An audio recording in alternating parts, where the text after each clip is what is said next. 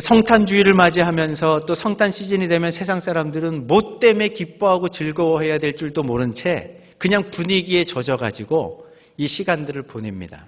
그러나 하나님의 자녀들인 저와 여러분들은 예수님께서 이 땅에 오셨다는 것이 왜 우리에게 기쁨이 되고 무한한 감격이 되는지 오늘 말씀을 통해 우리에게 들려주시는 주의 음성을 들을 수 있는 복된 시간 될 수 있기를 주의 이름으로 축복합니다. 제가 1997년도에 중위 계급장을 달고 군대 목사로 인제 원통 지역에서 3년 동안 군 생활을 했습니다. 근데 제가 처음 부임해갖고 군 생활하던 그 부대의 연대장이 기독교 신자였기 때문에 매주 한 주도 빠짐없이 예배에 참석을 했습니다. 처음에는 그래도 그 부대의 최고의 지휘관인 연대장이 한 주도 빠짐없이 예배 참석하는 것이 고맙고 감사했습니다. 그런데 어느 정도 시간이 흘러가면서 제 마음속에 연대장이 가끔씩은 교회에 좀 빠져줬으면 좋겠다. 이런 불순한 생각을 갖게 됐습니다.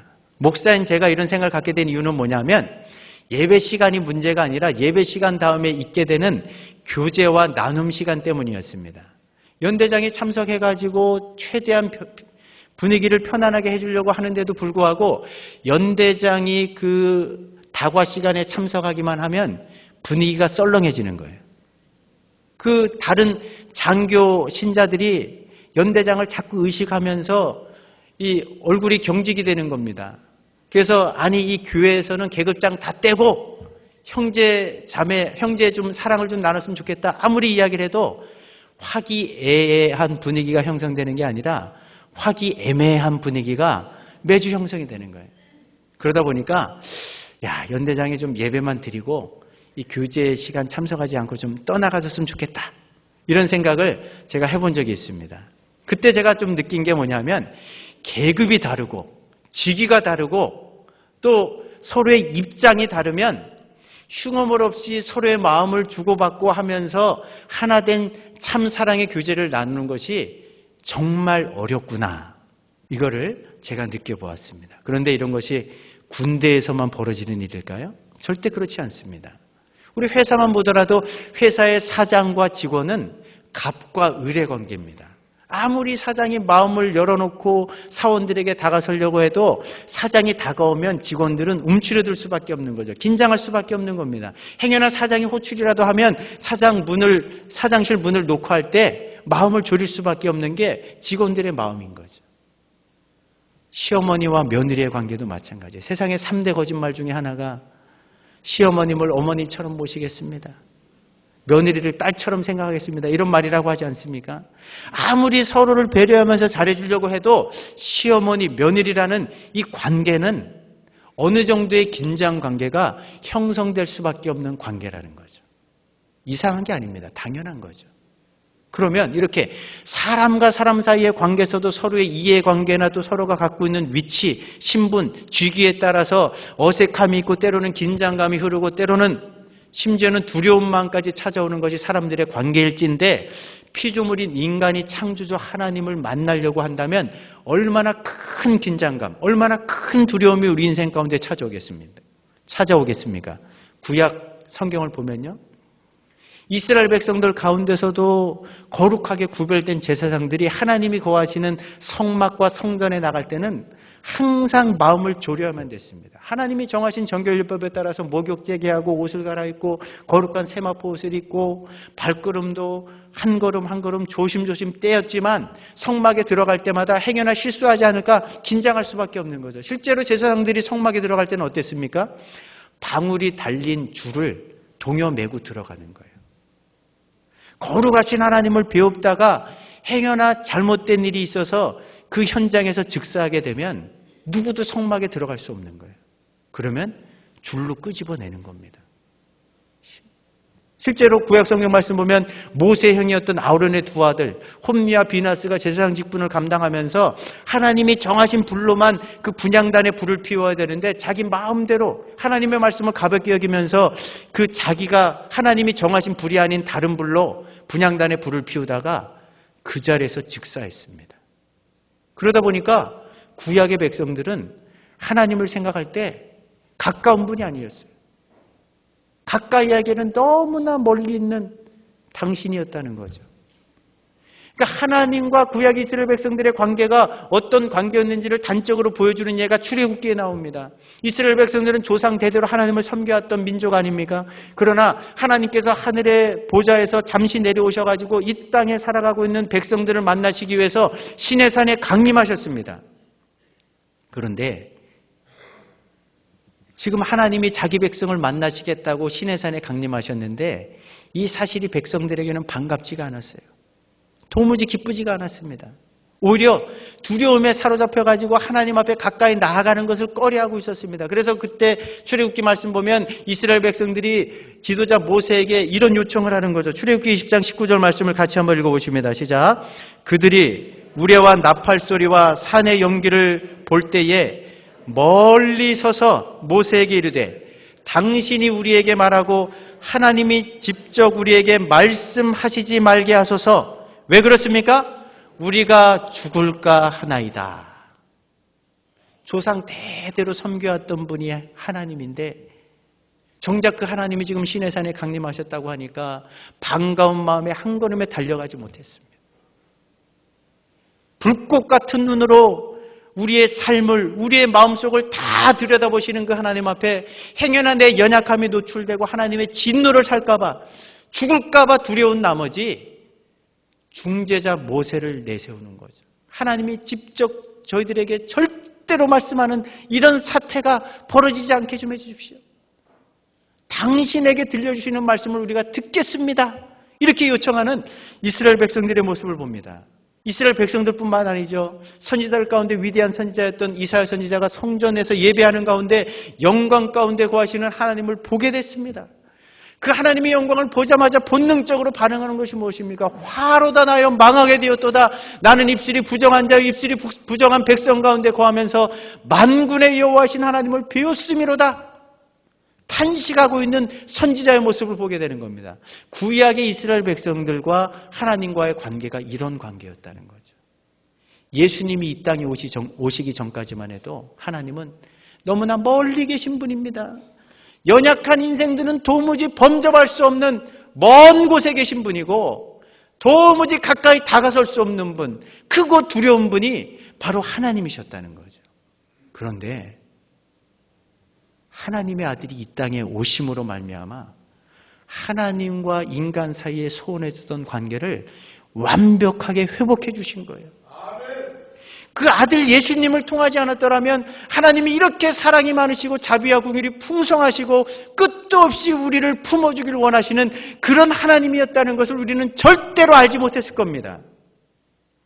그런데 하나님의 아들이 이 땅에 오셔서 그 하나님을 나아갈 때 끊임없이 두려움이 생기는 이 문제를 근본적으로 해결해 주셨다는 거죠. 오늘 본문이 그래서 이렇게 이야기합니다. 오늘 이 말씀 보면요.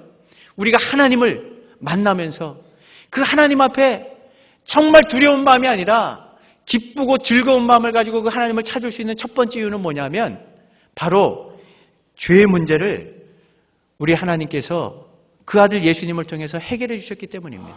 한번 때려보겠습니다. 죄의 문제를 해결해 주셨기 때문이다.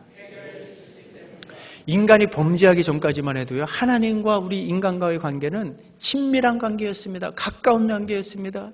굳이 피조물, 인간, 창조주 하나님 이렇게 설정할 필요가 없었어요. 하나님은 그저 우리에게 아버지였습니다. 우리는 그분의 사랑받는 자녀들이었다는 거죠. 그런데 이런 관계가 아담이 범죄했을 때 깨어져 버렸어요. 관계가 완전히 틀어져 버린 겁니다. 범죄하기 전까지만 해도 동산 가운데 거하시는 에덴 동산 가운데 거하시는 그 하나님, 날마다 부르는 음성으로 아담을 찾으실 때 언제든지 기쁨과 즐거운 마음으로 달려가 그 하나님의 품에 안겼던 사람이 아담인데 그 하나님의 말씀을 거역하고 선악과의 열매를 따먹자마자 그 관계가 완전히 일그러졌어요. 깨어져 버렸습니다. 틀어져 버렸습니다. 그러니까 어김없이 동산 한가운데를 거니시면서 아담아 아담아 내가 어디 있느냐 이렇게 부르셨을 때에 더 이상 그 하나님의 음성을 기뻐하면서 그 하나님 앞에 나아가지 못합니다. 오히려 동산 나무 곁에 숨어가지고 뭐라고 이야기합니까? 내가 벗었으므로 두려워하여 숨었나이다. 더 이상 범죄한 인간은 하나님을 친근하게 생각할 수 없게 됐다는 거죠. 죄 때문에 하나님은 너무너무 두려운 존재가 되어버렸다는 거예요. 왜 그렇습니까? 거룩하신 하나님은 죄를 용납할 수 없기 때문에, 죄에 대해서 진노하시는 분이기 때문에 관계가 이렇게 엉켜버렸습니다. 이렇게 깨어져 버렸습니다. 이렇게 틀어져 버렸다는 거죠. 그런데 하나님과 인간 사이에 이 틀어진 관계를, 깨어진 관계를 완벽하게 해결하기 위해서 그 아들 예수님이 이 땅에 오신 줄로 믿으시기 바랍니다. 오늘 본문이 무엇을 이야기합니까? 21절 말씀을 같이 한번 읽어보십니다. 시작. 아들을 낳으리니 이름을 예수라 하라. 이는 그가 자기 백성을 그들의 죄에서 구원할 자이심이라 하니라. 그러니까 아들 예수님이 이 땅에 오시고 당신의 죽으심을 통해서 죄의 문제를 근본적으로 해결해 주셨고, 또 그 두려움의 문제를 완벽하게 해결해 주신 겁니다. 하나님과 우리 사이에 가로막고 있던 죄의 장벽들을 다 무너뜨리신 거죠. 이 죄의 문제가 해결되기 전까지만 해도 하나님과 우리는 원수 사이였습니다. 그러나 그 아들 예수님을 통해서, 그 십자가의 죽으심을 통해서 하나님과 우리 사이에 깨어졌던 관계가 회복이 된 거죠. 잃어버렸던 자녀의 관계가 회복이 된 겁니다. 그 예수님을 통해서 하나님과 우리가 화평을 누리게 된 겁니다. 화목하게 된 거죠. 그러니까 히브리서 기자가 우리에게 무엇을 증언합니까? 히브리서 4장 16절 말씀 보면 이런 말씀이 있는데 같이 한번 읽어보십니다. 시작. 그러므로 우리는 긍휼하심을 받고 때를 따라 돕는 은혜를 얻기 위하여 은혜의 보좌 앞에 어떻게 나갈 수 있게 됐습니까? 담대히 나아갈 수 있게 된 걸로 믿으시기 바랍니다. 이거는요, 예수님이 이 땅에 오시기 전에는 상상도 할 수 없었던 문제예요.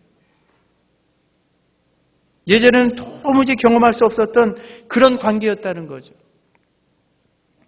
하나님을 두려운 분으로 생각하지 않고 담대한 마음을 가지고 그 보좌 앞에 나갈 수 있는 이유가 무엇입니까? 사도 요한이 요한복음 1장 12절에서 영접하는 자 곧 그 이름을 믿는 자들에게는 하나님의 자녀가 되는 권세를 주시겠다고 약속하셨는데, 그 약속을 우리가 이미 받아 누리기 때문에 가능한 겁니다. 바울의 증언대로 예수님을 믿는 우리는 더 이상 하나님을 무서워하는 종의 영을 받은 사람들이 아니라 양자의 영, 자녀의 영을 받았기 때문에 하나님을 향하여 아빠, 아버지라고 부르짖을 수 있게 된 줄로 믿으시기 바랍니다. 예수님을 통해서 우리의 모든 죄가 용서함 받았기 때문에, 또 그 예수님을 통해서 잃어버렸던 관계, 깨어졌던 관계, 틀어졌던 관계를 회복하고 다시금 자녀의 권세를, 그 특권을 회복했기 때문에 하나님이 이제는 우리에게 더 이상 두려운 분이 아니십니다. 우리에게는 그저 아버지일 뿐이라는 거죠. 그러니까 예배 시간마다 또 기도할 때마다 그 하나님을 향하여 아빠, 아버지라고 부르면서 담대히 나아갈 수 있게 된 거예요. 성탄주의를 맞이하는 이 아침 한번 여러분들은 그 하나님과 어떤 관계인지 생각해 보세요. 신약의 이 은혜를 받아 누리면서도 아직도 구약 시대를 살고 있지는 않습니까? 하나님이 여전히 두려우세요? 하나님이 여전히 가까이에게는 너무나 멀리 계신 분으로만 느껴지십니까? 그렇다면 내 삶 속에 있는 그 모든 죄악들을 깨끗하게 회개하시고 또 십자가의 피로 용서함 받으시고 예수님을 믿을 때 우리에게 주셨던 이 자녀의 권세, 이 특권이 얼마나 놀라운 것인가를 다시 한번 생각하시면서 인생의 어려움이 찾아올 때마다 은혜의 보좌 앞에 담대한 마음으로 나가서 마음껏 아빠, 아버지라고 부르짖을 수 있는 우리 모든 성도들 될 수 있기를 주의 이름으로 축복합니다. 우리가 하나님 앞에 나갈 때 두려워하는 마음이 아니라 오히려 그 하나님을 기뻐하고 즐거워할 수 있게 된 두 번째 이유를 오늘 본문은 우리에게 말씀해 줍니다. 그것이 뭐냐면 예수님이 성령 안에서 우리와 동행해 주시기 때문입니다. 한번 따라해 보겠습니다. 예수님이 성령 안에서 우리와 동행해 주시기 때문이다. 사랑하는 사람들과 함께 한다면 그것은 행복이지만 원수와 내가 길을 함께 가야 된다고 하면 그거는 재앙이죠. 아무리 금슬이 좋은 부부도요, 어떤 문제에 어떤 일 때문에 금이 가고 또 감정의 골이 깊어지다 보면 그렇게 평생을 함께 했던 부부도 등을 돌리고 돌아서게 되는 거예요. 서로 철천지 원수가 되는 겁니다. 형제들도요 마찬가지입니다. 어린 시절에 그렇게 많은 추억들을 갖고 살아온 형제들도 결혼하고 장성하고 나중에 이제 부모님의 유산을 물려받아야 될 때 옥신각신 싸우기 시작하면 서로 멱살을 부여잡고 형제지간의 정을 완전히 끊어버리고 원수로 돌변해버리는 게 인간관계입니다. 성도와 성도들의 관계도 마찬가지입니다. 교회 안의 은혜가 충만할 때는 멀리 살고 있는 가족들보다도 더 가까운 존재가 성도들이지만 어떤 문제가 생기고 교회의 갈등 국면에 접어들면 꼴도 보기 싫은 원수가 되는 거예요. 얼굴 마주치기도 싫어지는 거죠. 문제는 뭡니까? 관계가 틀어졌다면, 관계가 깨어졌다면 그 깨어진, 그 틀어진 관계의 원인이 무엇인지를 생각하면서 서로 노력을 해가지고 그 관계를 회복해야 되는 거예요. 근데 끝도 없이 나는 피해자고 상대방 저 사람 때문에 내가 이렇게 상처를 받고 살아간다고 끝도 없이 생각하면서 뒷말만 하고 다니면 그런 관계는 해결이 안 되는 겁니다. 회복이 안 되는 거예요. 그런데 하나님과 인간의 관계를 그 연장선상에서 생각해 보세요. 관계를 깨뜨리고 관계를 틀어버린 사람은 누굽니까? 하나님이 아니십니다. 인간들이 먼저 틀어버린 거예요. 하나님의 품 안에 있는 것이 싫다고 뛰쳐나간 겁니다. 그런데 성경을 보면요. 그렇게 하나님이 싫다고 뛰쳐나간 그 인생들을 부단히도 사랑하시면서 끌어안으려고 먼저 찾아오시고 먼저 다가선 분이 하나님이셨다는 거죠. 성경 말씀을 보십시오. 하나님께서 때로는 시내산에 강림도 해보시고 사람 손으로 지은 아니 하늘의 하나님이 그 성막 아무리 거룩하게 구별된 곳이라 할지라도 성전에 거하실 만한 분입니까? 거기에 내려와 자정도 해보시고 선지자를 통해 수도 없이 말씀도 해보시지만 하나님이 인생들에게 범죄한 인생들 뛰쳐나간 인생들에게 다가서면 다가설수록 인생들은 튕겨져 나가는 거예요. 하나님의 호의를 받아들이지 않습니다. 하나님의 진심을 받아들이려고 하지 않는 거죠. 끝도 없이 하나님을 뻗팅깁니다. 밀어냅니다. 밀쳐냅니다. 그런데 하나님은 포기하지 않으셨습니다.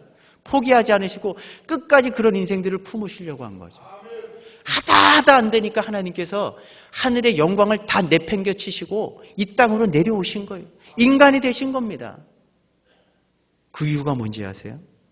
오늘 본문은 하나님께서 이 땅에 내려오신 이유가 무엇인지를 분명히 우리에게 교훈해 주십니다. 23절 말씀을 같이 한번 읽어보십니다. 시작. 보라, 처녀가 잉태하여 아들을 낳을 것이요 그의 이름을 임마누엘이라 하리라 하셨으니 이를 번역한즉 하나님이 우리와 함께 계시다 함이라. 믿으십니까? 왜 이렇게 오셨는지를 아세요? 하나님의 품을 뛰쳐나가 보니까 인생들이 정말 더할 나위 없이 이제 자유를 만끽하면서 인생이 참 행복하구나. 이렇게 인생이 펼쳐졌으면 얼마나 좋겠습니까? 하나님의 품을 뛰쳐나가자마자 사탄의 노예가 됐습니다. 죄의 종이 됐습니다. 끝도 없는 그 죄된 욕망을 따라 살다 보니까 자기밖에 모르게 된 거예요. 내가 인생을 좀 더 편안히 살려고 하다 보니까 다른 사람들 걸 어떻게 해서든지 뺏어와야 되는 거예요. 다른 사람들을 밟고 서야 되는 겁니다. 그러다 보니까 인간이 살아가는 세상에는 미움과 시기와 질투와 분쟁과 다툼과 때로는 살인이 끝도 없이 꼬리에 꼬리를 물면서 펼쳐지는 거죠. 하나님 품은 떠난 인생 어디를 가봐도 그 누구를 만나봐도 참된 만족이 없는 거예요. 안식이 없는 겁니다. 인생이 공고한 거죠. 외로운 겁니다. 하늘의 하나님께서 안타까운 마음으로 그 광경을 내려다보시다가 저렇게 인생을 비극적으로 사는 내 잃어버린 자녀들 그대로 둘 수 없겠구나. 그 애끓는 마음에 하늘의 보좌를 뒤로 하시고 이 땅에 내려오신 거예요. 그 예수님께서 이 땅에 오셔서 하신 일이 무엇입니까? 상처받은 사람들을 다 끌어안으십니다. 병든 자들의 병을 고쳐주십니다. 영적으로 귀신 들린 자들의 그 영적인 문제를 다 해결해 주시는 거죠. 오죽하면 오해받는 것까지도 마다하지 않으셨어요. 세리와 죄인들의 친구라는 이런 말 듣기를 두려워하지 않으셨습니다. 현장에서 가늠하다 잡힌 여인도 끌어안으십니다. 수가성에 살고 있던 여인은 품행이 단정하지 못해가지고 동네 사람들 때문에 왕따를 당하고 손가락질을 당합니다. 얼마나 큰 상처 아픔을 갖고 살아가던 여인인지 몰라요. 그런데 그런 여인도 끌어안으시는 거죠. 12회를 혈루증으로 앓던 여인은 어떻습니까? 그 자신의 질병을 좀 고쳐보려고 재산을 다 쏟아부었는데도 병은 낫지 않고 돈만 잃어버렸어요. 재산만 다 탕진했어요. 그런 여인의 질병을 고쳐주시는 거예요. 당신 문둥병자는요 하나님의 저주를 받은 사람이라고 그렇게 인식돼 왔습니다. 가족들로부터도 분리되어야 됐고 동네에서 쫓겨났습니다. 한적한 곳에 외롭고 쓸쓸하게 살아가는 그 문둥병자들만 모여 사는 곳에 우리 주님이 일부러 찾아가셔서 그 모든 질병을 치유해 주시는 거예요. 베데스다 목가에 태어나면서부터 안진뱅이 된 38년 된 병자, 측은히 여기시면서 그 병자를 일으켜 주신 분이 우리 주님이십니다. 군대 귀신 들려가지고 평생을 고통 가운데 신음하며 자기 인생을 파멸의 길로 이끌고 있던 그 군대 귀신 들린 사람의 그 영적인 문제도 완벽하게 해결해 주신 분이 우리 주님이시죠.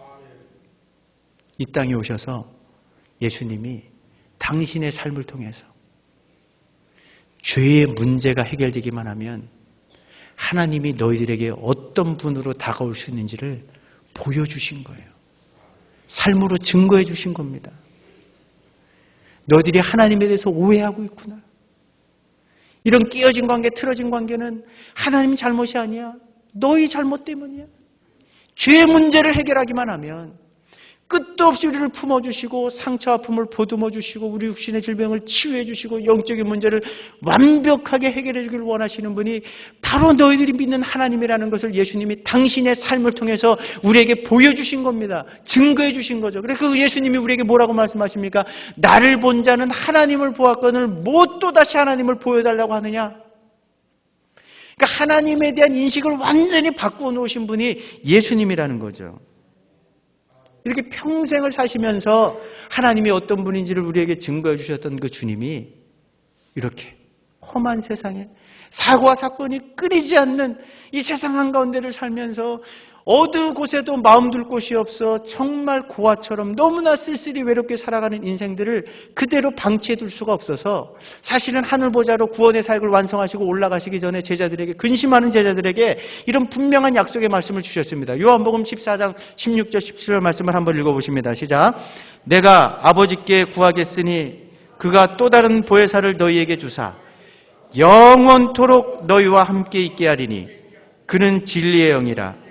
세상은 능히 그를 알지 못하고 보지 못하나 너희는 그를 아나니 그가 너희와 함께 거하시며 또 너희 어디에 계십니까? 너희 속에 계시겠습니다.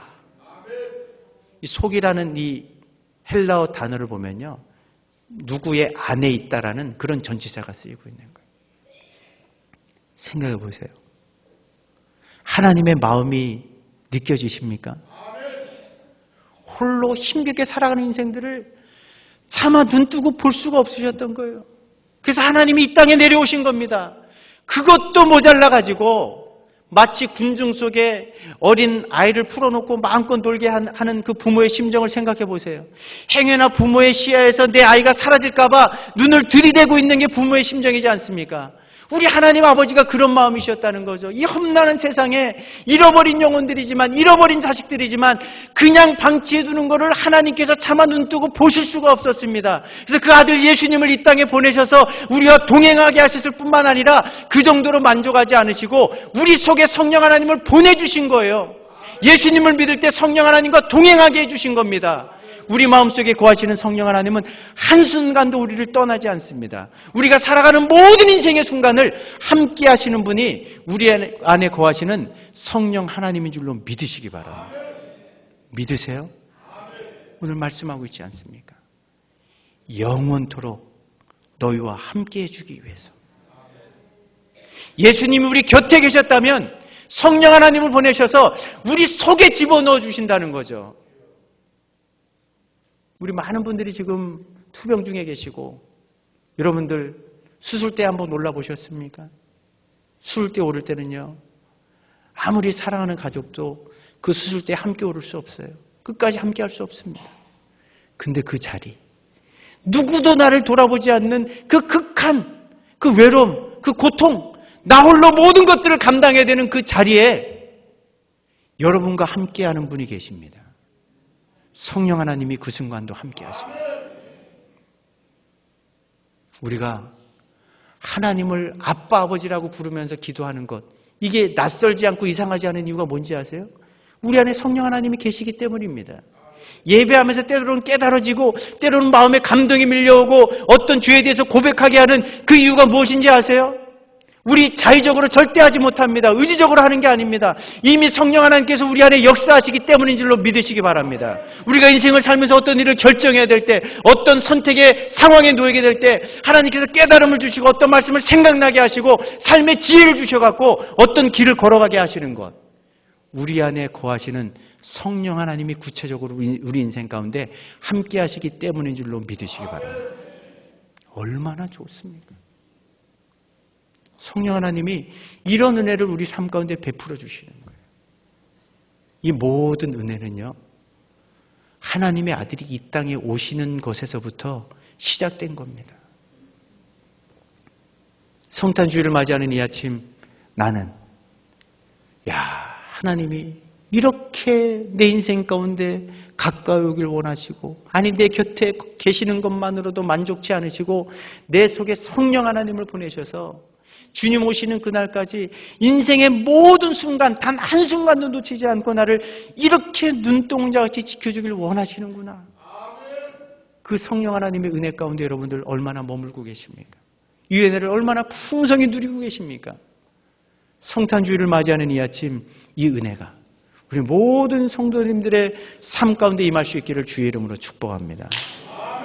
말씀을 맺겠습니다. 하나님의 아들이 이 땅에 오기 전까지만 해도 하나님은요, 우리가 가까이 갈 수 있는 분이 아니었으면, 다가설 수 있는 분이 아니었어요. 너무나 크신 분이고 너무나 두려운 분이었습니다. 죄를 용납치 않으시는 그 하나님은 두려운 대상일 수밖에 없었죠. 그런데 그 아들 예수님을 이 땅에 보내셔서 우리의 죄 문제를 해결해 주신 거예요. 잃어버린, 깨어진, 틀어진 자녀의 관계를 회복해 주셨기 때문에 이제는 담대한 마음을 가지고 하나님을 아빠, 아버지라고 부르면서 나갈 수 있게 된 줄로 믿으시기 바랍니다. 이 험한 세상에 우리를 고아처럼 내버려 두지 아니하시고 성령 하나님을 우리 속에 불어넣어 주셔가지고 우리의 삶의 모든 순간 그 성령 하나님과 동행할 수 있는 이 은혜를 우리에게 허락해 주셨는데,